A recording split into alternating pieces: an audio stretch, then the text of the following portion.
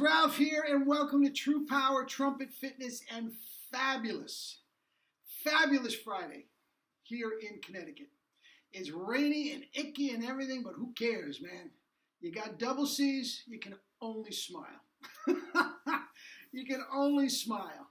Anyway, you saw the thumbnail. Is Maynard Ferguson underrated? Is that possible? I think it is. I think it is in certain aspects, and we'll get into that, and I'd love to hear some of your comments. Anyway, let me honk a few notes, and we'll get to it.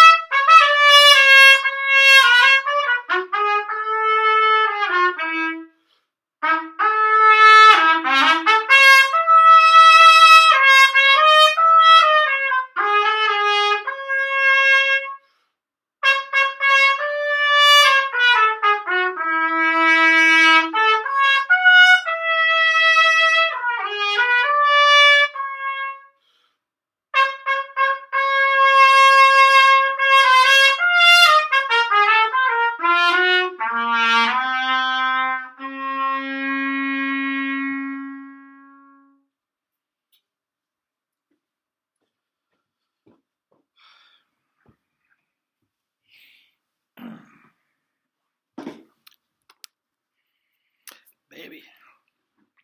Double C's and Arvin. The story of my life.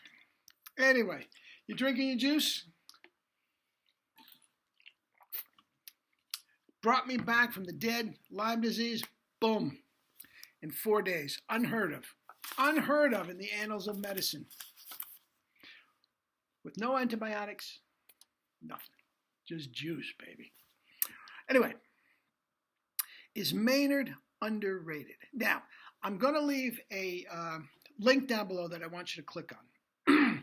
And maybe even listen to that. Turn off the video and actually listen to this before you actually hear my video. So you know what I'm referring to.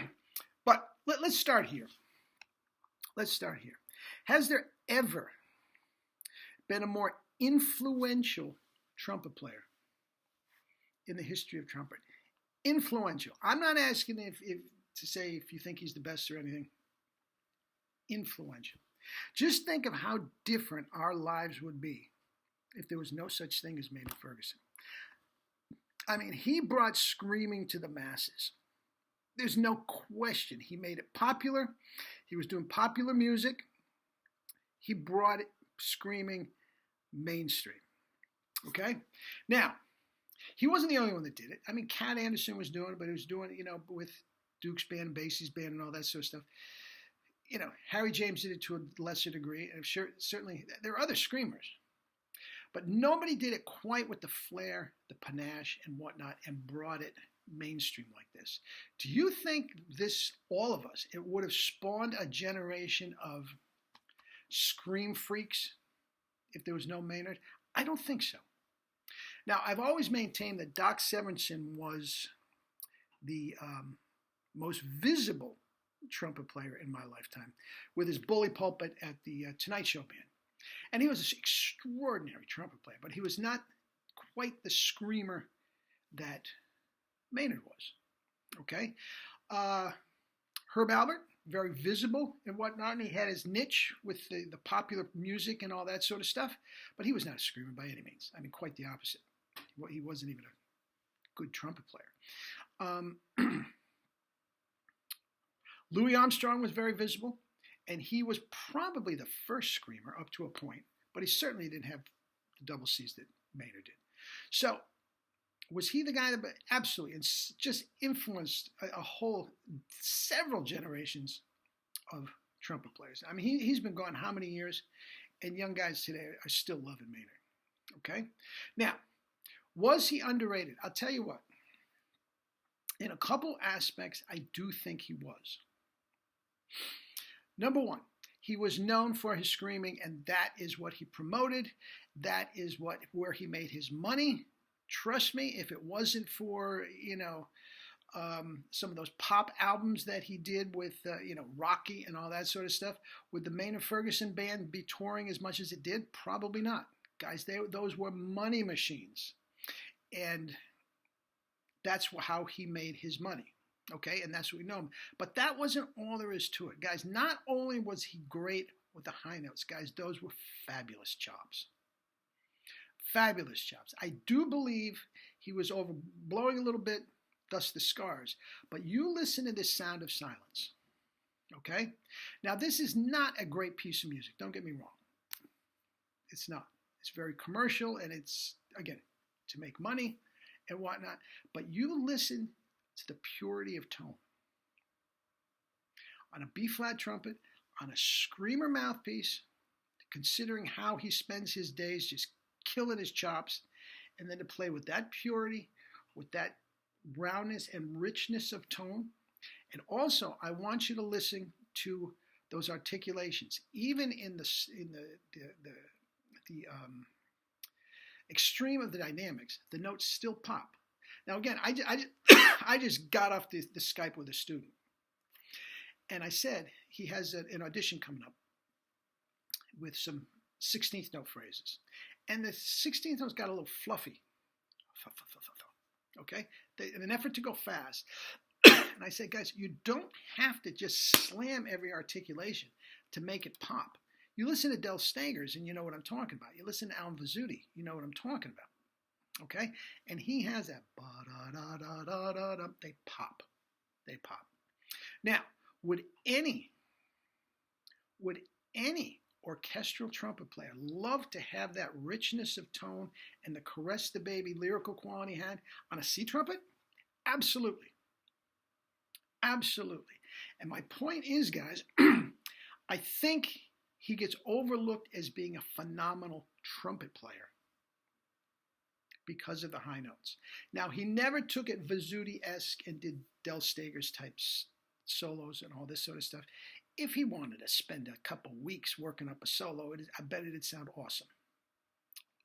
I bet it'd sound awesome. But he never did, and that's fine.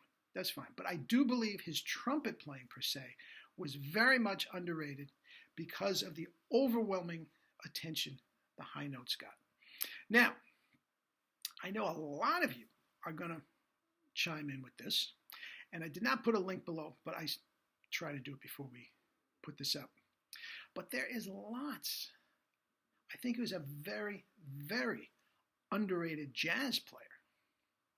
Oh, absolutely. I think he was a virtuoso jazz player, and he chose not to go that route.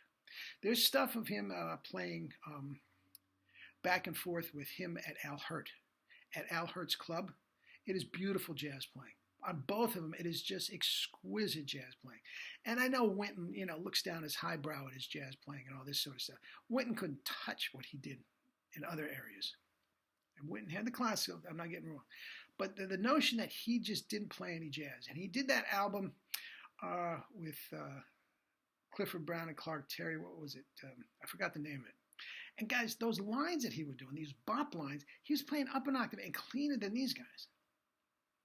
Cleaner than Cliff. I mean, it's extraordinary what he could do with his trumpet playing.